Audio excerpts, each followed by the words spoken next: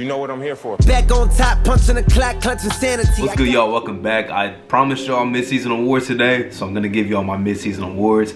I think I'm just gonna compare it to my preseason because looking at my preseason list, I'm bad at predicting award winners. I'm terrible. That might be the title of this video. I'm terrible at predicting award winners. Be sure to leave a like and subscribe if you're a new man.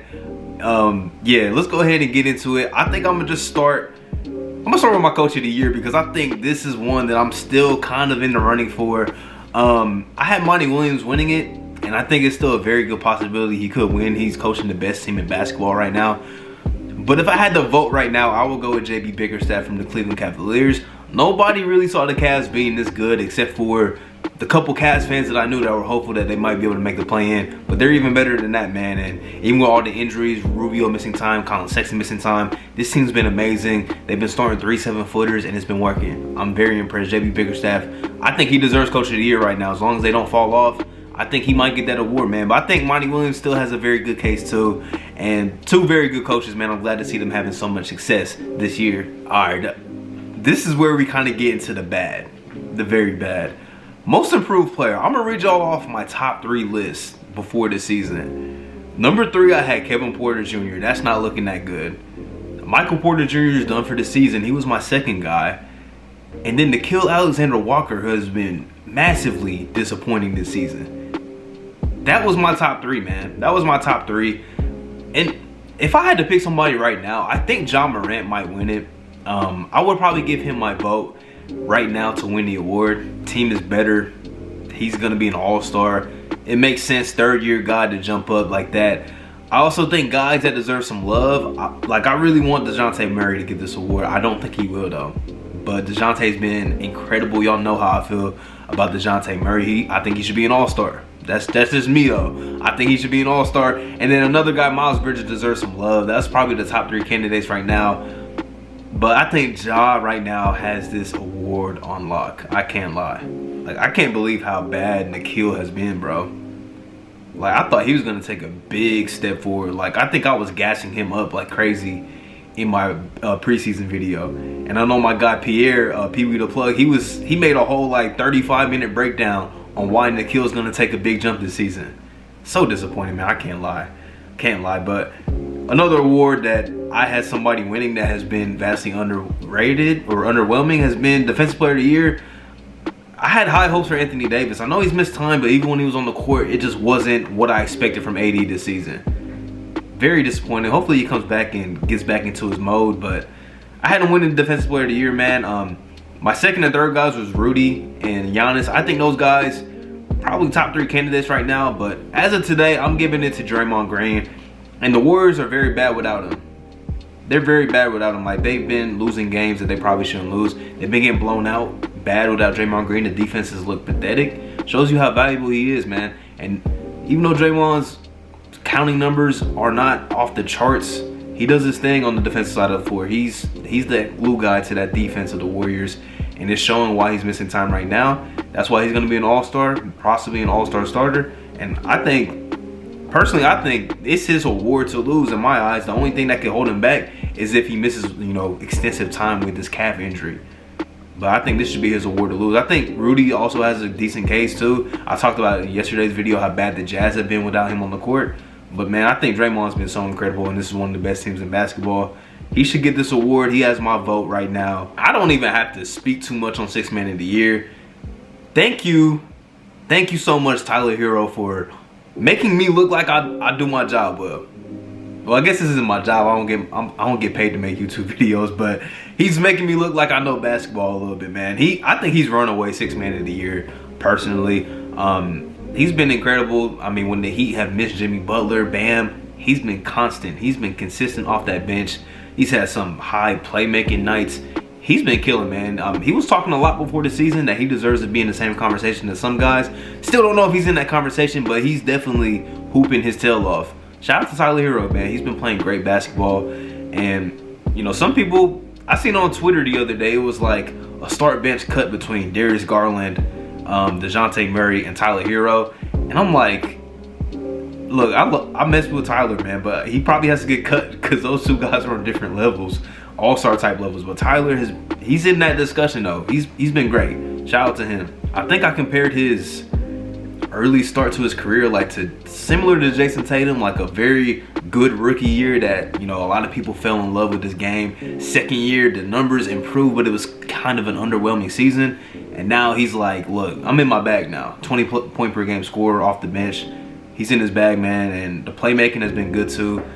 He's just been killing, man. The Miami Heat just know how to get the most out of their players, and he's definitely shown the improvements that he made in the offseason.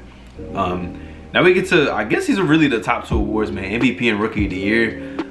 Rookie of the Year it's tough. Like, really, I don't know who I have right now, to be honest. Preseason, I had Jalen Green. I just thought with the Rockets, he was going to score a lot of points. The Rockets have just been a very dysfunctional, all over the place kind of team. And Jalen Green's missed time, but I mean, his scoring numbers look cool. I just think he's going to improve as time goes on. He's shown great flashes. I think he's going to be one of them dudes that is tough shot makers. And everybody needs to ease down on him a little bit, man. I see a lot of people just talking about him on social media and stuff. He's going to be fine, and he's playing good basketball right now. But I think it's between 2 guys, man. I want to show some love to Franz Wagner. I think Scotty Barnes is in the conversation. But it's between Cade and Evan Mobley. And Cade is trending upwards. But Evan Mobley's been there all year long. And his impact is showing on a winning team. You don't see that a lot from rookies. Their team being so successful. And I think a big part of that is Evan Mobley. So I'm going to give it to Evan Mobley for right now. But I think Cade is trending upwards. And that race is going to get very compelling as this season winds down, man. Cade has been playing great. He's been playing great. Yeah, he had a game, I think it was against Utah a week or 2 ago. He was killing the Jazz. He was killing. Royce O'Neal cannot do anything with dude. Cade's trending upwards, but I'm gonna give it to Evan Mobley right now. This just shows y'all how tough it is to predict awards preseason.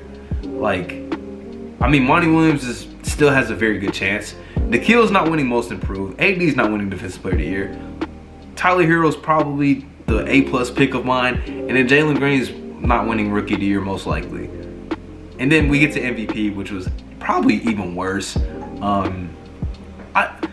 The way I wanted about MVP, I didn't want to pick the popular dudes because everybody was saying this Steph is KD. And I'm like, yeah, but I thought James Harden was gonna have a very good season, you know, with Kyrie expected to miss the entirety of it. So I'm like, James Harden's about to put up some ridiculous numbers. And he's trending upwards, but he got off to that very just rocky start. Everybody knows about it. He got off to a very rocky start. Number 2, I had Anthony Davis. I could make an entire video of just how disappointed AD's made me this season. I thought he was going to get back to his first year with the Lakers, get back in that bag. You know, when he was in the MVP conversation, you know, it was a discussion like, should it be LeBron as the MVP candidate or AD? And when he was on the court, it just wasn't that this season. And the Lakers have just been dysfunctional as a whole. And Trae Young's putting up MVP numbers. The team is just so bad. The Hawks are just so bad right now. He's putting up the numbers, like his numbers are MVP worthy, but the team is so terrible. He's not gonna get it, man. And I made a video, it was yesterday, talking about the MVP candidates.